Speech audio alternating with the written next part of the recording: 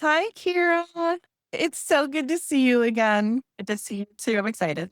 Yeah, me too. It's been a little while. So what I figure we could do here today is we have eclipses coming up. There's two of them, one on August 12th and one on August 27th. And I thought we can plug them into your chart, your beautiful chart, and it'll show us like what's coming in for you. And we can just have a conversation around it. Does that sound So, good? yeah, so I'd love Yeah. to. The first eclipse is coming in August 12th. And usually with the eclipses, we definitely feel it beforehand. Like whatever the teaching is or the story is for us around that eclipse usually surfaces a couple weeks, maybe a week prior, right? So this first eclipse, let me look at your chart here, is coming in at, and I'll be talking some astrology too, coming Okay. in at 20 degrees of Leo. So when I plug that into your chart, we have a sixth house activation. And I'll tell you what all that means because it's probably just like astrology gibberish. So the sixth house is really waking up for you with this particular eclipse. Okay. So some of the things that could come up and come into focus, um, wake up calls, leveling up, changes and shifts around day to day routines, especially where you're putting a lot of your energy on a day to day basis, especially where you're showing up with your responsibilities. It's like the house of work and jobs coming in, work coming in for you. And it's almost like this eclipse is helping you sort of reassess where you actually want to put your day to day energy. And like I said, we can feel it like before it actually lands, little whisperings coming in. Um, and it will also like an upgrade. It's essentially an upgrade, right? To just your day-to-day lifestyle. Something wants to be upgraded there. Something wants to be sort of reconstructed in those routines. So I'm curious for you currently, your day-to-day lifestyle, where are you putting a lot of your focus, your energy? Is it towards work? Is it towards self-care? Is it towards relationship? Like, what is that big thing right now that you're focusing in more on a day-to-day basis? I would say recently a lot of it has been more into work and not just like the financial work, but like I'm going through a move. So work, I'm bringing my house together, getting things set up, trying Yeah. to just find a normalcy in like the day to day because everything has changed so much. So floundering a little bit because things are Mhm, different and I'm not like, I haven't found mhm, my stride yet, but trying to find that and mhm. trying to not get overwhelmed and just sit on the couch all day. Like, I don't even know what to do. Totally. Yes. Like, just like, we're gonna escape. We don't want to deal Yeah. with it right now. You Pisces, the have same as Yes, I was just gonna say you have so much Pisces in your chart. Let me tell the people. Sun in Pisces, rising Pisces, Mercury in Pisces, Venus in Pisces. So your soul comes through the lens of Pisces. Your personality comes through the lens of Pisces. Your mind, the way you speak, comes through the lens of Pisces. And your heart, Venus, the way you do relationship, comes through the lens of Pisces. There's so much Pisces here, right? yeah, literally. Yes. So grounding, grounding, grounding is always like a sweet medicine for Pisces in those times of change. Let's talk about career stuff because this eclipse will sort of wake that up. Just looking at your chart here, it'll probably bring up in August, thinking about work, thinking about career, thinking about opportunities, um, and where you want to show up in the way of responsibilities, aka work. And there could also be unexpected changes to your work schedule, to your work plan. Um, there could be these ideas of like leaving one place or leaving something behind and moving into a more aligned work prospect, opportunities that feel more like, oh, this is inspiring, this is refreshing, right? What comes up around that when I speak to it? Well, work-wise, it's been like probably the best financial situation I've ever Mhm, been in. So that's been amazing. But I think what's been hard in that is I used to chase things, I think, because of the money. mhm. So then when money feels like it's flowing and coming to me, I'm almost losing the why behind what I'm doing sometimes or the Yeah, fun behind it yeah, yeah. now, or feeling like because I'm making this amount, it should, there's so much pressure on this where I'm losing that like lightness and joy of like the work that Mhm, I do and why I enjoyed it in mhm, the first place. mhm. It's like I feel like my motivation has been less because I'm like, I just don't even feel that like Yeah, happiness to do that right yeah. now, you know? So I think it's Mhm. finding that balance. Look for that or tune in, check in with that come August. I think that those inspirations, those little inklings of like, "Oh, there's this sounds really intriguing," are gonna come back with this eclipse for sure. Simply because it's waking up this area of your chart that has to do with work opportunities, you know? Yeah. Um, this is also the 6th house being woken up is also, upgrades to your health routine. It also has to do with health, so it might be like your eating routines or the foods you're eating or sensitivities that you might have or the way that you are working out or not working out. you know, Yeah. Yeah. those things coming up to the surface. Any sort of old health routines want to be upgraded and renewed. And this is also a really good time to see about any like bad habits we have, you know, that can come in like, I don't know, I'm just gonna make something up. Like for me, late night snacking. You know what I Yeah. mean? Like Sure. anything Totally. those bad sort of health habits that you have, those want to be shifted and upgraded as well. So it's a great time to break any sort of bad health habits, I would say. Or becoming aware of how to really work with them with this Totally. that's coming in for you. Mhm. Another thing with the 6th house activation is the house of service where we want to be in service. And I think with this eclipse coming in, you're going to be super aware of anywhere in your life where you feel like you're at the beck and call of something, where you feel like obligation or duty that feels heavy.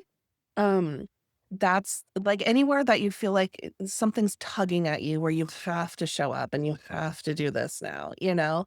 Those heavy things, those heavy obligations, an eclipse here can have you finally setting boundaries around that.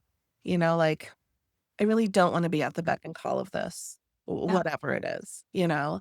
Um, and you're setting those boundaries now that maybe you weren't able to set before. So that's really helpful too. Okay. Now, that being said, the 12th house is also going to be activated for this eclipse. So I'll tell you what that means. There's a fine balance now between like showing up for work and showing up to your responsibilities and the need for self care, rest, retreat, stepping away from it all, spiritual practices, spiritual fulfillment, which is so important for you anyway, this whole lifetime through because you have so much Pisces, you Yeah. know? Mhm. There's this part of you that can work, work, work, go, go, go, but it has to be balanced with, I need to actually need to isolate, like healthy isolation, you know, Very just necessary. to recharge. Yeah. Is that balance something that you feel like you're really good at, or does it sort of like go one way or the other?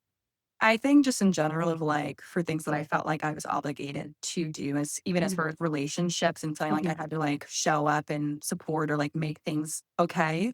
I Yeah. kind of always thought that was selfish to not do, but the more and more I've like realized no, it is good to kind of Mhm. have healthy boundaries. Yeah. But I am big even in my relationships, always the saying like I need some personal space. Like Yeah. I always need to recharge on my own, no matter if it's my girlfriend, my mom, like Yeah. whoever throughout life. I've always been like, I need to just have some me Mhm, time mhm. pretty often so that I can Yeah. like come back and be good again. Do they are they understanding of that, or has it been like work of really trying I- to implement yeah, those boundaries? I think that it was hard in the beginning and some tug and pull sometimes, even with like family. But over Mhm, time, I think it's become way more like you just mhm, reinstate your boundaries or say, look, mhm, I love you, but mhm. this is the situation. And I think Yeah. it's been more accepting over time, which is good. Yeah. Yeah. And now that you're like on opposite coasts, That too. Yeah. It's that healthy helps, space. Yeah. I miss right? them every Yeah. day. But it's been Yeah. like this amazing gift of healthy space where Mhm, I can grow and even be uncomfortable on my own to figure out things mhm, alone and vice versa. mhm. So it's been good. Yeah. Yeah. Remind me of girlfriend sign. She's an Aries. Jeez. Which I Well, always gives me a face like, oh no. that's really interesting because Pisces and Aries, you guys are so different. I Is it know. like opposites attract in a way, or talk Maybe. about It's so that a little bit? funny Mhm, because all of her exes were also Pisces and my first love and her are both Aries. Very But she has other wow. I know, Uh-huh. opposites attract, but she has other things in her chart too. I believe she has Pisces in her chart. I don't know Mhm. where. Mhm. But I can even see like she's a little bit more emotional than me sometimes. So I'm like, it's Yeah. like I think it just depends Yeah. on also the experiences and what else is in the chart. So Yeah. Yeah. 1,000%. Spoken like an astrologer, Kira. There's yeah, so much more to the chart. yeah, Okay, so that'll those influence that I just spoke to will be really up in the beginning of August. And then towards the end of August, when we have our second eclipse happening on August 27th, this one's interesting because it lands at 4 degrees of Pisces. And so it's activating all the Pisces in your chart, right?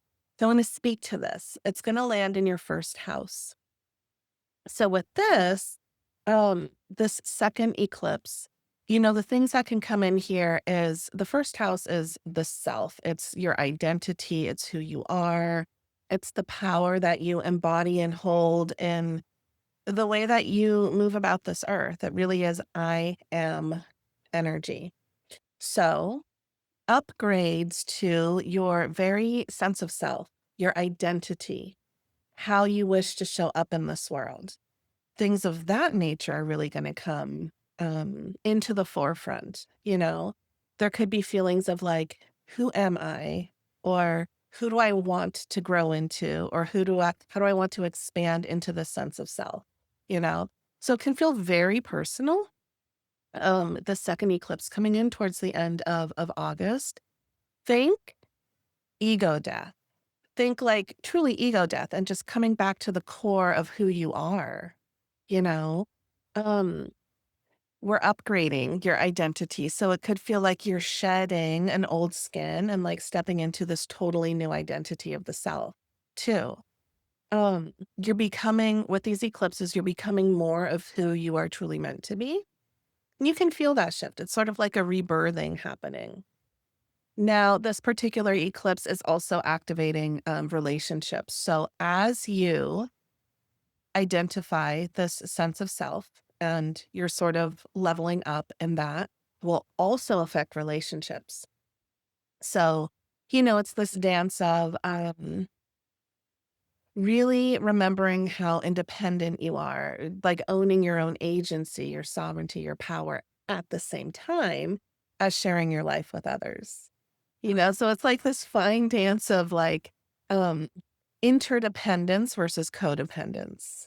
Right? I can be in relationship and I can do this dance with someone else and I don't have to lose myself within that.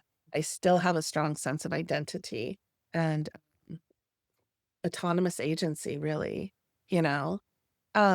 What comes up for you when they speak to that piece? It really is like a total identity shift, death of the ego, new identity, upgrading in who you are with these yeah. eclipses.